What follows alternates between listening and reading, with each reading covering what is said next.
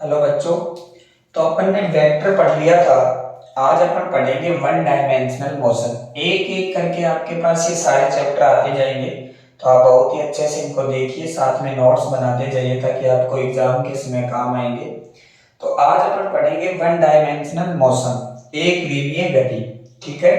सबसे पहले अपन इसके अंदर बात करेंगे पोजीशन की। किसकी बात करेंगे? पोजीशन की। क्योंकि जब अपन मोशन पढ़ेंगे तो आपको पोजीशन के बारे में जानना जरूरी है। पोजीशन का मतलब आप किसी भी ऑब्जेक्ट की स्थिति या पोजीशन को रिप्रेजेंट कर रहे हो कि इस समय वो कहां पे है।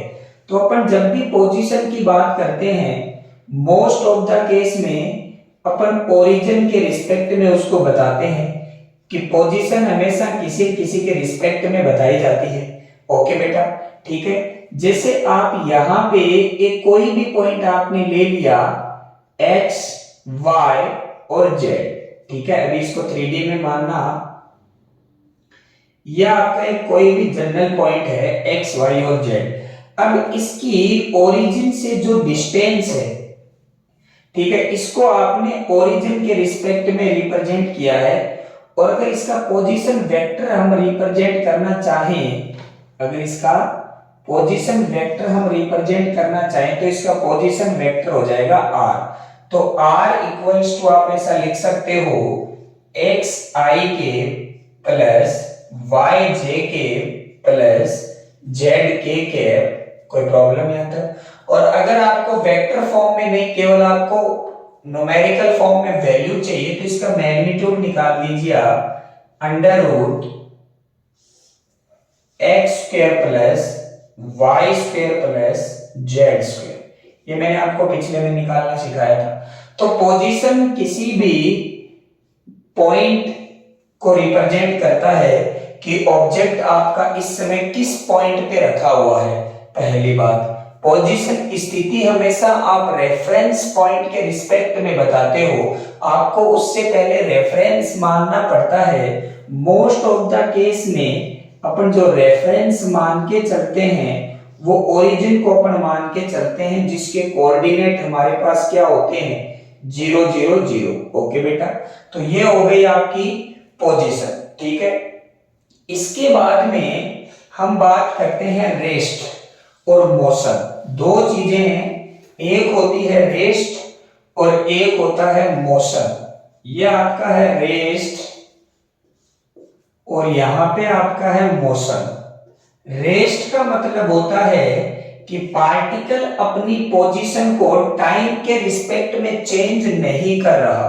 ओके बेटा, पार्टिकल अपने मोशन, अपने जो पोजीशन है, अपनी जो स्थिति है, उसको चेंज नहीं कर सकता। ठीक है। जो वो पहले t इक्वल टू मान लो 12 बजे पार्टिकल जहां पे था, 1 बजे भी वही है, 2 बजे भी वही है, 3 बजे भी वही है। जैसे आप जिस कमरे में बैठ के देख रहे हो, उस कमरे की दीवार की कल भी पोजीशन यही थी, आज भी पोजीशन यही है, हो सकता है कल भी पोजीशन यही रहे। तो इसका मतलब आपके कमरे की जो दीवार है वो किसमें है?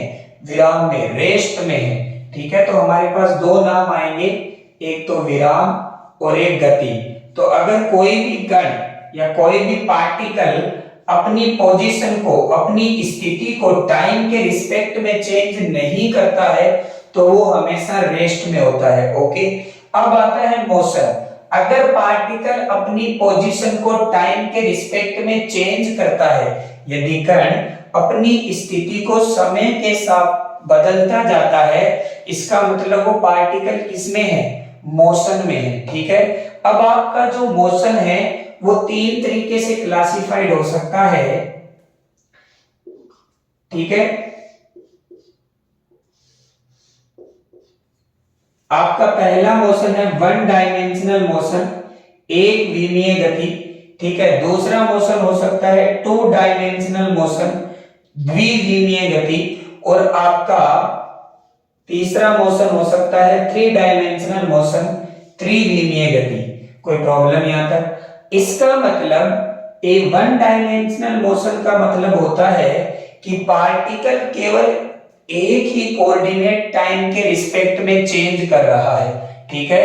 वन डायमेंशनल मोशन का मतलब होता है कि पार्टिकल केवल एक ही जो आपका कोऑर्डिनेट एक्सेस है उसको टाइम के रिस्पेक्ट में चेंज कर रहा है। या तो पार्टिकल x के अलोंग चल रहा है, या आपका पार्टिकल y के अलोंग चल रहा है, या आपका पार्टिकल z के अलोंग चल रहा है। जो आपका कण है उसकी स्थिति केवल एक ही निर्देशांक के अनुदिश बदल रही है या एक ही अक्ष के अनुदिश बदल रही है, तो वो गति एक विमीय गति होती है। ओके बेटा, या तो वो x में चल रहा है, या वो y में चल रहा है, और या वो किस में चल रहा है, z में। कोई प्रॉब्लम यहां तक? तो इसका जो वन डायमेंशनल मोशन है अलोंग वन एक्सेस,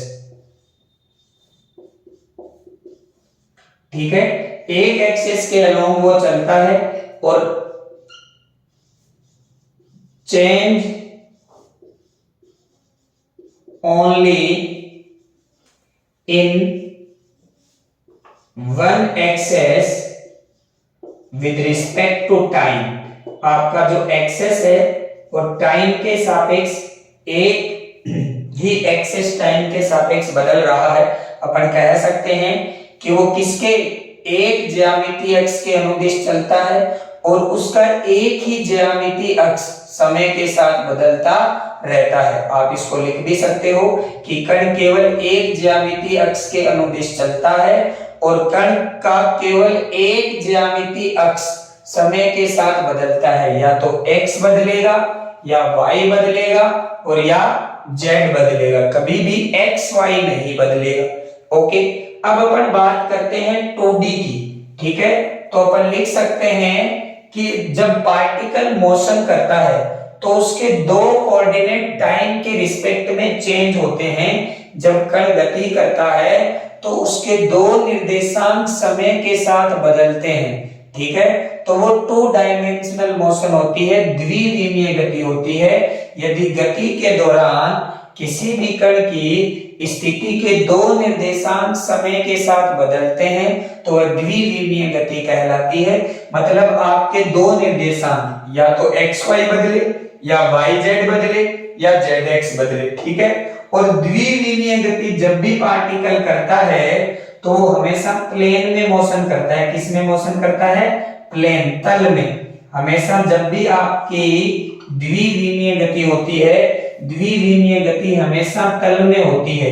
इसमें जो आपका पार्टिकल है उसके दो निर्देशांक समय के साथ बदलते हैं, या हम कह सकते हैं कि पार्टिकल के पोजीशन के दो कोऑर्डिनेट एक्सेस टाइम के रिस्पेक्ट में अगर चेंज हो रहे हैं तो वो आपकी टू डायमेंशनल मोशन होता है। और अगर पार्टिकल की पोजीशन के तीनों कोऑर्डिनेट एक्सेस टाइम के रिस्पेक्ट में चेंज होता है तो वो होता है थ्री डायमेंशनल मोशन, ठीक है। जैसे कोई भी जो बर्ड है, जो आकाश में उड़ता हुआ कोई भी पक्षी है, तो वो थ्री डायमेंशनल मोशन करता है। कोई प्रॉब्लम यहाँ तक? लेकिन अगर कोई भी चींटी जैसे इस बोर्ड पे यहां से लेके यहां तक जा रही है तो ये टू डायमेंशनल मोशन है, क्योंकि इसमें केवल दो ही एक्सेस समय के साथ बदल रहे हैं। आप ध्यान से देख सकते हो, समझ में आ गया? तो हम मोशन हमारे कितने टाइप का कर लेंगे अपन?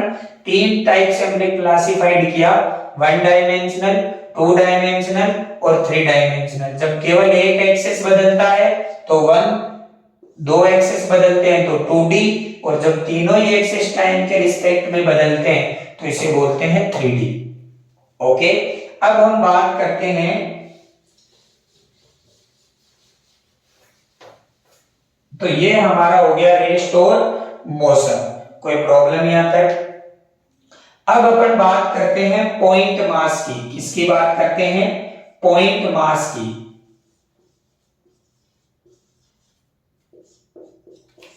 तो ये भी एक बहुत इंपॉर्टेंट बात है, क्योंकि जब भी अपन काइनेमेटिक्स के अंदर बात करेंगे तो हम हमेशा, जैसे कोई कार चल रही है, कोई बस चल रही है, कोई ट्रेन चल रही है, तो हम उसको एक पॉइंट मास मानकर कंसीडर करते हैं। पॉइंट मास मानकर उसको हम न्यूमेरिकल को सोल्व करते हैं। पहले तो अपन ये समझते हैं कि पॉइंट मास होता क्या है। तो पॉइंट मास का मतलब होता है कि किसी भी बॉडी का जो टोटल मास है वो अपने पॉइंट पे कंसीडर कर लेते हैं। उसको बोलते हैं पॉइंट मास। कोई प्रॉब्लम यहां तक? सारे जो आपके पास में कण हैं या जो भी आपके पास ऑब्जेक्ट है उसका टोटल मास अपने पॉइंट पे कंसीडर कर लेते हैं, उसको अपन बोलेंगे पॉइंट मास। और पॉइंट मास कब मानेंगे? तो कोई भी जब बॉडी अपने साइज के रिस्पेक्ट में बहुत ज्यादा डिस्टेंस ट्रेवल करती है तो उसको अपन बोलेंगे पॉइंट मास। जैसे कोई भी एक बॉय है या कोई गर्ल है या कोई जीप है या कार है, वो दिल्ली से लेके जयपुर तक जाता है, तो कार की साइज में के रिस्पेक्ट में दिल्ली और जयपुर के जो बीच की डिस्टेंस है वो बहुत ज्यादा है, तो हम कार को एक पॉइंट मास मान के चलेंगे।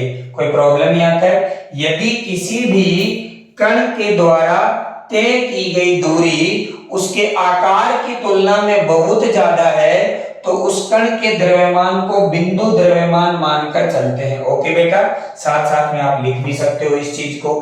ठीक है, अगली बार, ठीक है, if distance travelled by particle is more than size then mass of particle is considered as point mass. Okay, किसी भी पार्टिकल की जो पार्टिकल है उसके जो द्वारा जो कवर्ड डिस्टेंस है, उस कवर्ड डिस्टेंस अगर उसकी साइज के कंपैरिजन में बहुत ज्यादा है तो उस मास को अपन पॉइंट मास मान के चलेंगे। ओके बेटा, तो ये हमारा एक पॉइंट था पॉइंट मास। ठीक है, इसके बाद में आगे चलते हैं। अब हम बात करते हैं डिस्टेंस की। ठीक है,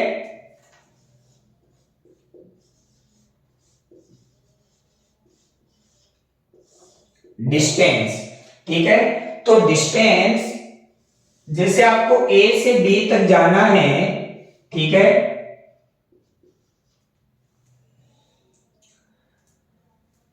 A से B तक तो आप इस तरीके से भी जा सकते हो, आप इस तरीके से भी जा सकते हो, आप इस तरीके से भी जा सकते हो, या आप ऐसे भी जा सकते हो, ऐसे भी जा सकते हो, ऐसे भी जा सकते हो। तो एक पॉइंट से दूसरे पॉइंट तक जाने में हम जो पाथ ट्रेवल करते हैं उस पाथ की लेंथ को अपन क्या बोलेंगे? डिस्टेंस। एक बिंदु से दूसरे बिंदु तक जाने में कण के द्वारा तय की गई पथ की लंबाई को क्या कहते हैं? दूरी। कोई प्रॉब्लम यहां तक? हम जब एक पॉइंट से सेकेंडरी पॉइंट तक ट्रेवल करते हैं तो total length covered by the particle is called distance. कोई प्रॉब्लम यहां तक? Particle move from one point to another point, then total distance covered by the particle is called distance. Okay बेटा, तो ये आपकी डिस्टेंस हो गई। अब दो पॉइंट्स के बीच में जो डिस्टेंस है वो इनफाइनाइट हो सकती है, क्योंकि आप इस रास्ते से भी A से B पे जा सकते हो, आप इस रास्ते से भी A से B पे जा सकते हो, आप इस रास्ते से भी A पे B पे जा सकते हो, आप इस रास्ते से भी जा सकते थे, इससे भी जा सकते हो और इससे भी जा सकते हो। तो एक से बिंदु से दूसरे बिंदु तक जाने में हमारे पास अनंत रास्ते हैं, इसलिए दो बिंदुओं के बीच की जो डिस्टेंस है वो इनफाइनाइट हो सकती है, वैल्यू में नहीं, आंकड़ों के अंदर। समझ में आ गया? जाने के रास्ते हमारे पास अनंत हो सकते हैं। इसके बाद में इसी का एक नाम सुनोगे आप, डिस्प्लेसमेंट। क्या नाम सुनेंगे बेटा? डिस्प्लेसमेंट। तो एक बिंदु से दूसरे बिंदु तक आप जाओगे तो जो आप सबसे कम दूरी तय करोगे, एक बिंदु से दूसरे बिंदु तक जाने में तय की गई न्यूनतम दूरी को विस्थापन कहते हैं। The shortest distance between two points is called displacement. Okay? ठीक है, तो आप A बिंदु से B बिंदु तक आप जाओगे तो जो सबसे कम जो दूरी है वो कौन सी हो सकती है? ये वाली हो सकती है। तो ये वाली जो आपकी डिस्टेंस है उसी को ये पर क्या कहेंगे? डिस्प्लेसमेंट। इसका मतलब डिस्प्लेसमेंट जो आपका होता है वो किसकी एक फॉर्म है? डिस्टेंस की। समझ में आ गया? किसकी एक फॉर्म है? डिस्टेंस की। कोई प्रॉब्लम यहां तक? लेकिन डिस्टेंस तो कुछ भी हो सकती है, लेकिन डिस्प्लेसमेंट जो आपका होता है वो एक ही होता है। कितने डिस्प्लेसमेंट पॉसिबल है? Only one. ठीक है, एक पॉइंट से दूसरे पॉइंट तक जब आप जाओगे तो कितने डिस्प्लेसमेंट हो सकते हैं, 1, और डिस्टेंस कितनी हो सकती है, इनफाइनाइट। ओके बेटा, अब जब आपने चलना शुरू कर दिया, अगर किसी भी बॉडी ने एक बार चलना शुरू कर दिया, अगर कोई भी बॉडी मोशन में आ गई तो उसकी डिस्टेंस कभी भी जीरो नहीं हो सकती, समझ में आ गया, लेकिन डिस्प्लेसमेंट जीरो हो सकता है। यह आपको दूसरी बात याद रखनी है कि अगर कोई भी बॉडी मोशन में है तो उसकी डिस्टेंस जीरो नहीं हो सकती, बट डिस्प्लेसमेंट जीरो हो सकता है, दूसरी बात। तीसरी बात, डिस्टेंस एक स्केलर क्वांटिटी होती है, डिस्टेंस एक अदिश राशि होती है, और डिस्प्लेसमेंट एक वेक्टर क्वांटिटी होती है, डिस्प्लेसमेंट एक सदिश राशि होती है। ओके, तो डिस्प्लेसमेंट जीरो हो सकता है लेकिन डिस्टेंस जीरो नहीं हो सकती अगर पार्टिकल मोशन में है तो। अब कोई चलना ही शुरू नहीं करे तो अगर चलना ही शुरू नहीं करे तो डिस्टेंस तो अपने आप जीरो हो गई ना, वो चला ही नहीं है, समझ में आ गया। लेकिन अगर चलना शुरू कर दिया तो डिस्टेंस जीरो नहीं हो सकती और डिस्प्लेसमेंट जीरो हो सकता है, क्योंकि अगर कोई भी कण एक से चला और बी पे गया और बी से वापस ए पे आ जाए, जैसे मैं बोलूं एक पार्टिकल है या ए पे बैठा था और ये बी है, तो एक पार्टिकल एल डिस्टेंस है इन दोनों के बीच में, तो एक कण पहले ए से बी पे गया और बी से वापस ए पे आ गया, ठीक है, तो डिस्टेंस तो कितनी कवर कर ली इसने, 2l, कितनी कवर कर ली, 2l, लेकिन डिस्प्लेसमेंट केस कितना हो गया, 0, जहां से चला था वही वापस अगर पहुंच जाता है तो डिस्प्लेसमेंट 0 होता है। कोई प्रॉब्लम यहाँ तक, सीधी सी बात है, जब भी आपको डिस्प्लेसमेंट निकालना हो तो इनिशियल पॉइंट और फाइनल पॉइंट को एक सीधी लाइन से ज्वाइंट कर दो और उस लाइन की लेंथ निकाल दो, आपके पास क्या निकल के आ जाएगा, डिस्प्लेसमेंट। ओके, और अगर आपको डिस्टेंस निकालनी है तो जैसे जैसे आपका पार्टिकल चलता जा रहा है उसके पीछे पीछे आप भी चलते जाओ और हर बार जोड़ते जाओ, समझ में आ गई बात आपको, ठीक है। तो अगर पार्टिकल ए से चला और वापस ए पे ही पहुंच गया तो इसका इनिशियल और फाइनल पॉइंट तो ए ही है, ए को ए से जोड़ना है तो ए के ऊपर ही है ए, तो आपकी डिस्प्लेसमेंट कितना हो गया, 0। लेकिन ए से बी पे आए, इसके पीछे चले तो कितना चल गए, एल, और बी से फिर ए पे गए तो कितना चल गए, एल, तो टोटल डिस्टेंस कितनी हो गई, 2l। डिस्प्लेसमेंट निकालने के लिए इनिशियल और फाइनल पोजीशन को आप सीधा ज्वाइंट कर देना। ओके बेटा, डिस्टेंस को अपन s से रिप्रेजेंट कर देंगे और डिस्प्लेसमेंट को मान लो एक बार d से रिप्रेजेंट कर दिया मैंने। ओके बेटा, तो ये आपकी क्या हो गई, s इक्वल टू 2l और डिस्प्लेसमेंट आपका हो गया 0। ओके बेटा, अब डिस्टेंस आपकी हमेशा पॉजिटिव होगी और या अगर पार्टिकल चलना शुरू नहीं किया है तो 0 होगी, लेकिन डिस्प्लेसमेंट आपका पॉजिटिव भी हो सकता है, 0 भी हो सकता है और नेगेटिव भी हो सकता है। ओके बेटा, तो विस्थापन आपका धनात्मक भी हो सकता है, ऋणात्मक भी हो सकता है और शून्य भी हो सकता है। इसके आगे बढ़ते हैं अपन। अब डिस्टेंस और डिस्प्लेसमेंट के बिहाफ पे हमारे पास आती है स्पीड और वेलोसिटी, ठीक है। एक नाम आप सुनोगे स्पीड और एक नाम आप सुनोगे वेलोसिटी। ओके बेटा, तो स्पीड होती है distance travelled by particle in per unit time, एकांक समय में तय की गई दूरी को चाल कहते हैं या स्पीड कहते हैं। ओके बेटा, और वेलोसिटी होती है displacement travelled by particle in per unit time, एकांक समय में तय किए गए विस्थापन को वेग कहते हैं।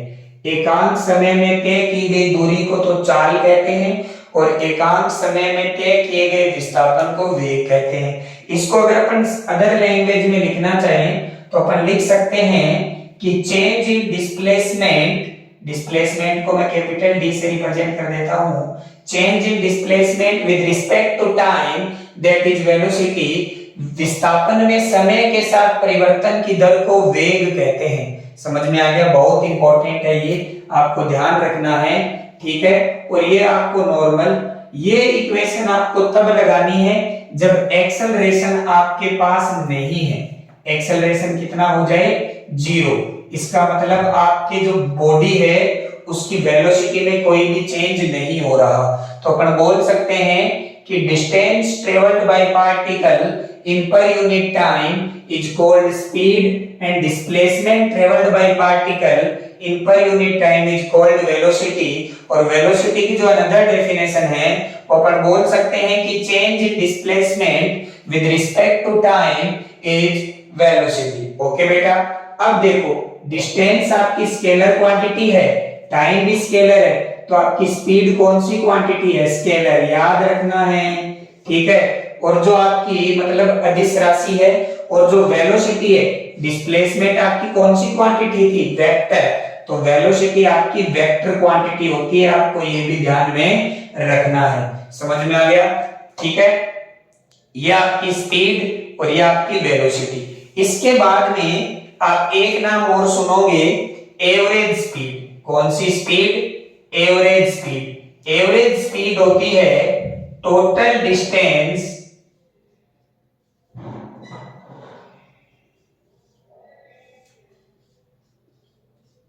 Upon total time. एवरेज जो आपकी वेलोसिटी है वो होती है total distance upon total time, ठीक है।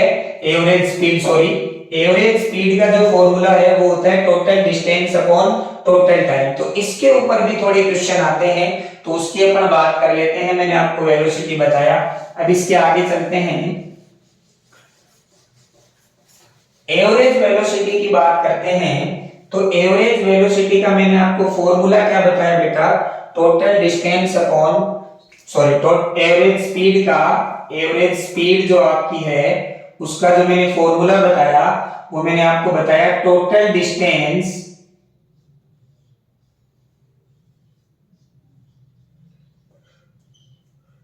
Upon total time. Total distance upon total time. कोई प्रॉब्लम यहां तक? ठीक है। अब इसके ऊपर क्वेश्चन आते हैं, तो क्वेश्चनों की अगर मैं बात करूं तो पहले टाइप का जो क्वेश्चन आएगा वो आपसे बोलेगा कि एक पार्टिकल है, ठीक है, एक पार्टिकल ए से बी तक जाता है, ठीक है। ए से बी तक जाने में वो अलग अलग फेजेज में जाता है। तो ये मान लो आपकी D1 डिस्टेंस है, ये आपकी D2 डिस्टेंस है और ये D3 डिस्टेंस है, ठीक है बेटा। इसके अंदर इसकी वेलोसिटी v1 है, इसके अंदर इसकी वेलोसिटी v2 है, इसके अंदर इसकी वेलोसिटी v3 है। ओके, तो अब आपसे पूछ लिया कि इसकी एवरेज वेलोसिटी बताओ। तो एवरेज वेलोसिटी जब अपन बताएंगे तो कैसे बताएंगे? v एवरेज इक्वल्स टू, इस समय आपको टाइम नहीं दिया अगले ने, तो आपको यहां से टाइम हटाना पड़ेगा। क्या करना पड़ेगा? टाइम हटाना पड़ेगा। तो मान लो टोटल डिस्टेंस तो कितनी होगी? D1 plus D2 plus D3। अब हमें क्या निकालना है? Total time. इसमें मान लो हमें T1 टाइम लगा होगा, इसमें हमें T2 टाइम लगा होगा और इसमें हमें T3 टाइम लगा होगा। तो नीचे क्या लिख देंगे? T1 plus T2 plus T3। Okay बेटा, ठीक है। अब देखो हमारे पास T1 T2 T3 की वैल्यू नहीं है, तो T1 की वैल्यू यहां से निकाल लेंगे। स्पीड कितनी दे रखी है? v1, डिस्टेंस कितनी है? D1, टाइम कितना है? T1। तो T1 की वैल्यू कितनी आ गई? D1 upon v1। इसी टाइप से v2 equals to D2 upon T2। तो यहां से T2 की वैल्यू कितनी आ गई बेटा जी? D2 upon v2। और इसी टाइप से हमारे पास v3 की वैल्यू कितनी है? T3 upon D3 upon T3। तो यहां से T3 की वैल्यू कितनी आ जाएगी? D3 upon v3। अब देखो हमारे पास टोटल टाइम आ गया, तो ये वैल्यू इस फॉर्मूले में हम रख देंगे। आपको फॉर्मूला बेसिक याद रखना है, आपसे घुमा घुमा के क्वेश्चन पूछेगा तो आपको बताने पड़ेंगे। और ऐसे क्वेश्चन कॉम्पिटिटिव एग्जाम्स में आते हैं d1/v1 plus d2/v2 plus d3/v3। तो ये एक टाइप का क्वेश्चन आपको मिल जाएंगे प्रीवियस ईयर में देखोगे तब, ठीक है। सेकंड बात अगर आपको बोले, ये तो आपका पहला केस, ओके। सेकंड केस आपको और क्या दे सकता है, सेकंड केस आपको ये दे सकता है कि इस बार अगले ने आपको डायरेक्ट टाइम ही दे दिया। क्या दे दिया बेटा जी? टाइम ही दे दिया, ठीक है। यहां पे टाइम आपको लग रहा है t1, यहां पे आपको टाइम लग रहा है t2 और यहां पे आपको टाइम लग रहा है t3। तो आपका डायरेक्ट यही फॉर्मूला वैलिड हो जाएगा, ठीक है, क्योंकि आपको total distance upon total time चाहिए था, तो आपको टोटल डिस्टेंस भी दे रखी है और टोटल टाइम भी दे रखा है, ओके। अब आपको हो सकता है उसने स्पीड डिस्टेंस नहीं दी। तीसरा केस और क्या हो सकता है कि इस बार आपको डिस्टेंस नहीं दी, उसने कह दिया यहाँ पे वेलोसिटी v1 है, यहाँ पे वेलोसिटी v2 है, यहाँ पे वेलोसिटी v3 है। तो मान लो आपकी ये जो डिस्टेंस है वो d1 है, ये जो डिस्टेंस है वो d2 है और ये जो डिस्टेंस है वो d3 है, ठीक है। तो ये फॉर्मूला आ गया आपका d1 plus d2 plus d3 upon t1 plus t2 plus t3। But हमें d तो दे नहीं रखा, तो स्पीड इक्वल टू क्या होता है? Distance upon time. तो d1 की वैल्यू कितनी आ जाएगी हमारे पास? v1 इंटू t1, ओके बेटा। इसी टाइप से v2 equals to d2 upon t2, तो यहां से d2 की वैल्यू कितनी आ जाएगी? v2 इंटू में t2, और यहां से v3 की वैल्यू कितनी आ जाएगी? d3 अपॉन t3, तो यहां से d3 की वैल्यू कितनी आ जाएगी? v3 इंटू t3, ओके बेटा। और अब ये वैल्यू आप यहां रख देंगे तो आपका क्या बन जाएगा? v1 t1 plus v2 t2 plus v3 t3 upon t1 plus t2 plus t3। I hope आपको ये तीनों केस मैंने पढ़ा दिए, इससे बाहर कोई क्वेश्चन बनेगा नहीं। तो जो आपको दे रखा है उसी का यूज करना है फॉर्मूले में, और ये आपका कौन सा फॉर्मूला है? Basic formula. आई होप आपको आनंद आ रहा होगा पढ़ने में, ठीक है। ये आपका हो गया एक केस। इसके बाद में हम चलते हैं आगे एक्सेलरेशन पे। किस पे चलते हैं? एक्सेलरेशन पे, ठीक है। इसके बाद में जो आपका नेक्स्ट पॉइंट है वो है एक्सेलरेशन।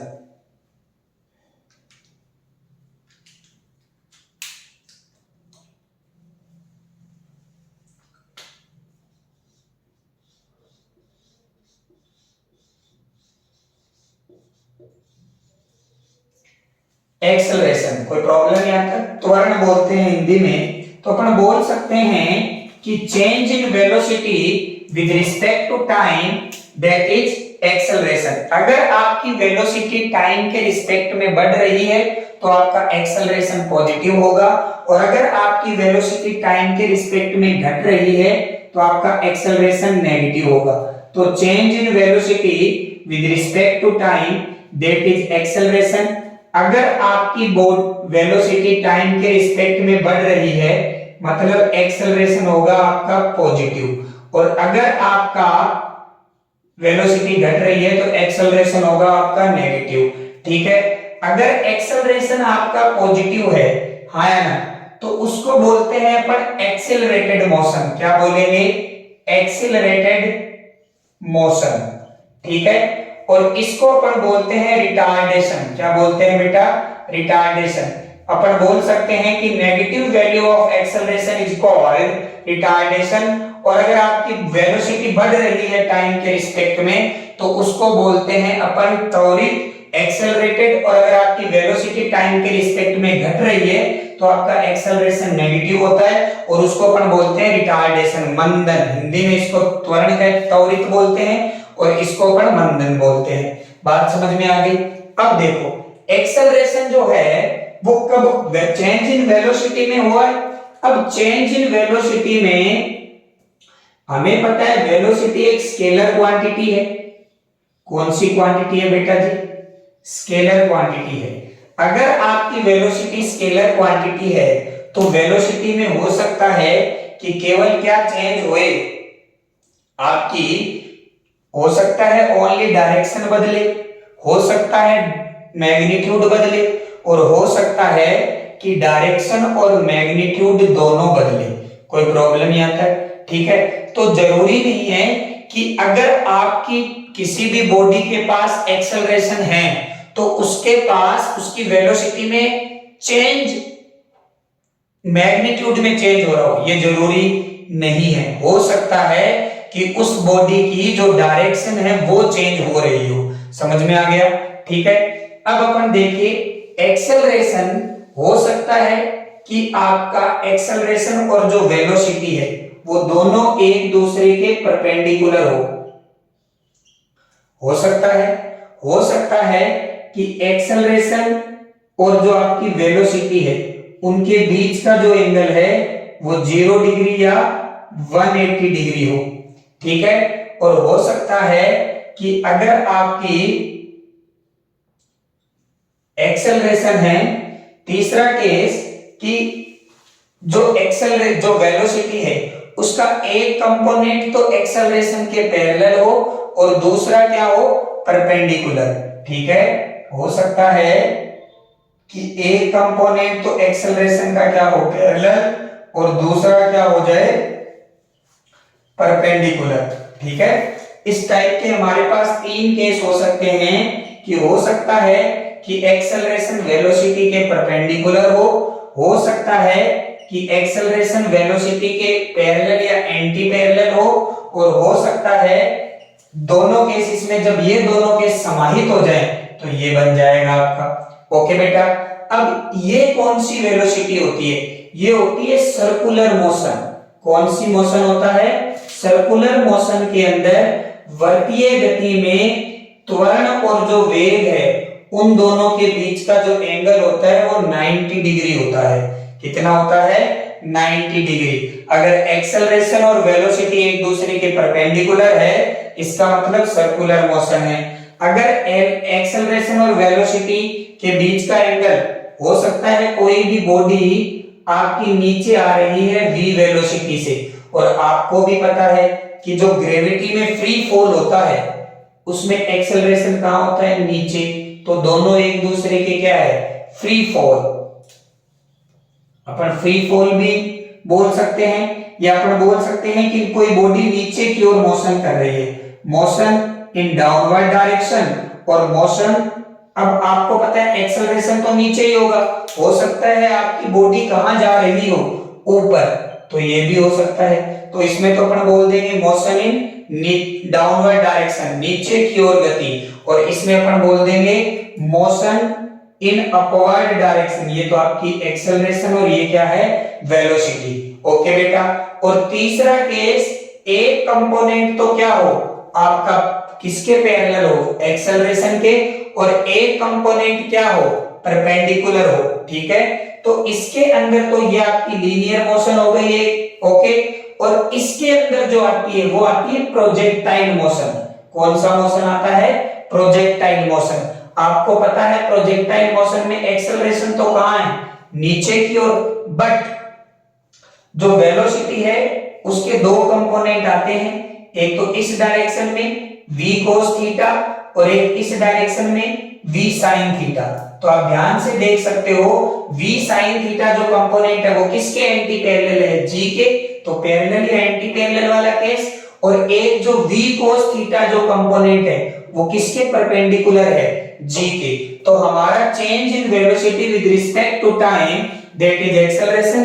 त्वरण, एक्सेलरेशन कौन सी क्वांटिटी होती है? वेक्टर, क्योंकि वेलोसिटी कौन सी क्वांटिटी होती है? वेक्टर। अब हमने अगर आपका टाइम के रिस्पेक्ट में वेलोसिटी बढ़ रही है, ठीक है, तो अगर टाइम के रिस्पेक्ट में वेलोसिटी बढ़ रही है तो आपका जो बॉडी है, जो पार्टिकल है, वो त्वरित गति कर रहा है, एक्सीलरेटेड मोशन, और अगर टाइम के रिस्पेक्ट में वेलोसिटी घट रही है तो जो आपकी बॉडी है वो मंदित गति कर रही है, रिटार्डेशन मोशन। ओके, अब हमारे पास हो सकता है एक्सेलरेशन और वेलोसिटी एक दूसरे के परपेंडिकुलर हो सकता है उनके बीच का एंगल 0 डिग्री और 180 डिग्री हो सकता है वो उनका पैरेलल, एंटी पैरेलल और परपेंडिकुलर दोनों हो।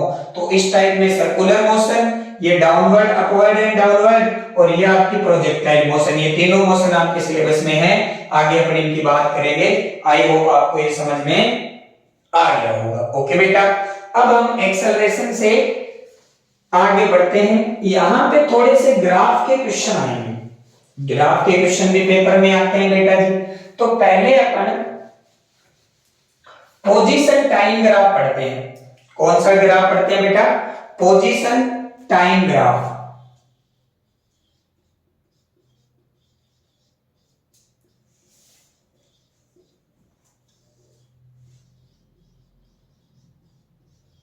बहुत इंपॉर्टेंट है। अब ध्यान रखना, अपन ने क्या बोला कि change in displacement with respect to time, that is velocity, या विस्थापन में समय के साथ परिवर्तन की दर को अपन बोलते हैं वेग। ओके, अब ध्यान से देखो, इसका मतलब स्लोप ऑफ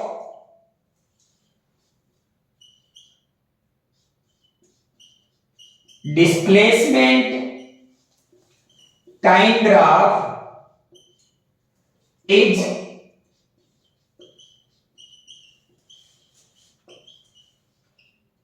रिप्रेजेंट वेलोसिटी। बहुत इंपॉर्टेंट लाइन है। विस्थापन समय ग्राफ का ढाल वेग को प्रदर्शित करता है। बड़ी इंपॉर्टेंट लाइन है बेटा जी, ध्यान में रखनी है। क्यों? क्योंकि आपको पता है कि v इक्वल टू होता है ds अपॉन dt। समझ में आ गया? यहाँ पे s आपका कौन से एक्सेस पे होगा? y एक्सेस पे, और टाइम कौन से एक्सेस पे होगा? x एक्सेस पे। ओके, तो वेलोसिटी जो टाइम ग्राफ है, डिस्टेंस टाइम ग्राफ है, वो किसको रिप्रेजेंट करेगा? वेलोसिटी को। अब अपने ग्राफ बनाना शुरू करते हैं। तो ग्राफ में ध्यान से देखोगे एक एक चीज। हो सकता है पोजीशन को मैं p से रिप्रेजेंट कर देता हूं, टाइम को t से। हो सकता है ग्राफ ऐसा आ जाए। इसका मतलब क्या है? ढाल, स्लोप कितना हो गया? 0 डिग्री, थीटा इक्वल टू 0। इसका मतलब अगर इसका स्लोप 0 है, tan थीटा 0 है, थीटा भी 0 है, तो tan थीटा 0 है, इसका मतलब इसकी वेलोसिटी भी कितनी है? वेलोसिटी कितनी है? 0 हो गई, क्योंकि पोजीशन टाइम ग्राफ का जो स्लोप है वो किसको रिप्रेजेंट करता है? टाइम ग्राफ का जो स्लोप है वो किसको रिप्रेजेंट करता है? वेलोसिटी को। तो अगर इसकी वेलोसिटी, अगर इसका स्लोप 0 है तो इसकी वेलोसिटी भी क्या रहेगी? 0 रहेगी। ओके बेटा, ये आपको ध्यान में रखना है। अगर सेकंड ग्राफ आपका ऐसा भी हो सकता है, इसमें आपका स्लोप कितना है? 90 degree, theta equal to 90 degree, और अगर थीटा इक्वल टू 90 डिग्री है, इसका मतलब आपका वेलोसिटी कितनी है? इनफाइनाइट। कितनी हो गई? इनफाइनाइट, जो प्रैक्टिकली पॉसिबल नहीं है, क्योंकि इसके अंदर टाइम कांस्टेंट है। देखो, हर एक बिंदु पे इसमें, इस लाइन के ऊपर टाइम कांस्टेंट रह रहा है कि नहीं रह रहा?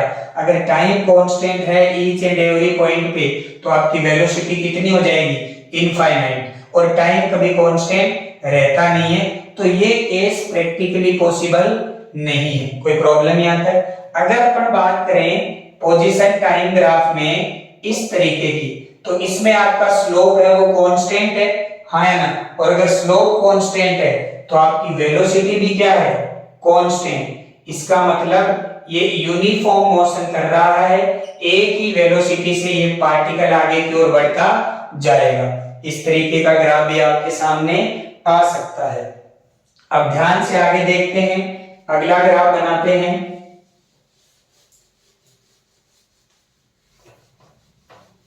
तो ग्राफ के ऊपर क्वेश्चन आते हैं, उनमें बच्चों को तकलीफ आती है, तो आप ध्यान से अगर इन ग्राफों को ऑब्जर्व करोगे तो आपको कोई भी समस्या नहीं आएगी। Position time graph. मान लो इस तरीके का ग्राफ आ गया आपके सामने, ठीक है, दो ग्राफ आते हैं ऐसे और एक आ गया इस तरीके का ग्राफ, ठीक है, और ये आपकी पोजीशन टाइम ग्राफ। तो इसके ऊपर मैं आपको सिखाता हूं, अलग अलग पॉइंट ले लीजिए, एक ये पॉइंट ले लो 1 नंबर, एक ये पॉइंट ले लो 2 नंबर और एक ये पॉइंट ले लो 3 नंबर। तो एक पॉइंट पे आप टेंजेंट खींचो, इस तरीके से टेंजेंट आएगी, उसके लिए θ1 ये आ गया। 2 नंबर पे टेंजेंट खींचो तो 2 नंबर पे टेंजेंट ये आएगी, इसके लिए एंगल आ गया θ2 और इसके लिए एंगल कितना आ गया θ3। तो आपको देख के आप आसानी से बता सकते हो कि θ3 सबसे ज्यादा है, फिर क्या है θ2 और फिर क्या है θ1। तो θ3 ग्रेटर देन θ2 ग्रेटर देन θ1। इसका मतलब धीरे धीरे पार्टिकल की स्लोप क्या हो रही है, बढ़ रही है। धीरे धीरे पार्टिकल की स्लोप बढ़ रही है। स्लोप बढ़ने का मतलब है कि आपकी वेलोसिटी बढ़ रही है।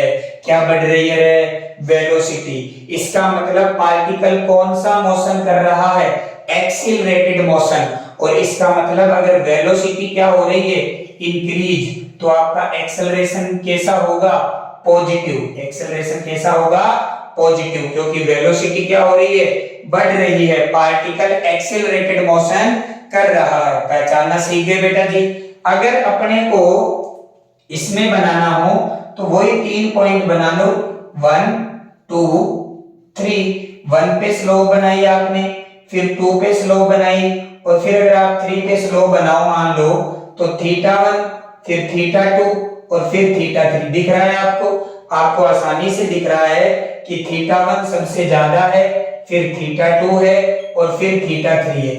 इसका मतलब स्लोप धीरे धीरे क्या हो रही है, घट रही है। इसका मतलब स्लोप घट रही है तो वेलोसिटी भी घट रही है। और अगर वेलोसिटी घट रही है तो पार्टिकल का जो मोशन है वो कैसा है, रिटार्डिंग। एक्सेलरेशन कैसा है, नेगेटिव। आई होप आपको ये समझ में आ गया होगा। कोई दिक्कत यहाँ तक? तो इस प्रकार का जब ग्राफ आएगा तो वेलोसिटी बढ़ रही है, इसका मतलब एक्सेलरेशन पॉजिटिव है। इस तरीके का जब ग्राफ आएगा तो वेलोसिटी घट रही है, इसका मतलब एक्सेलरेशन नेगेटिव है। आई होप आपको ये समझ में आ गया होगा, ठीक है। इसके बाद में और ग्राफ बना लेते हैं। किसी भी टाइप का ग्राफ आपके सामने आ सकता है,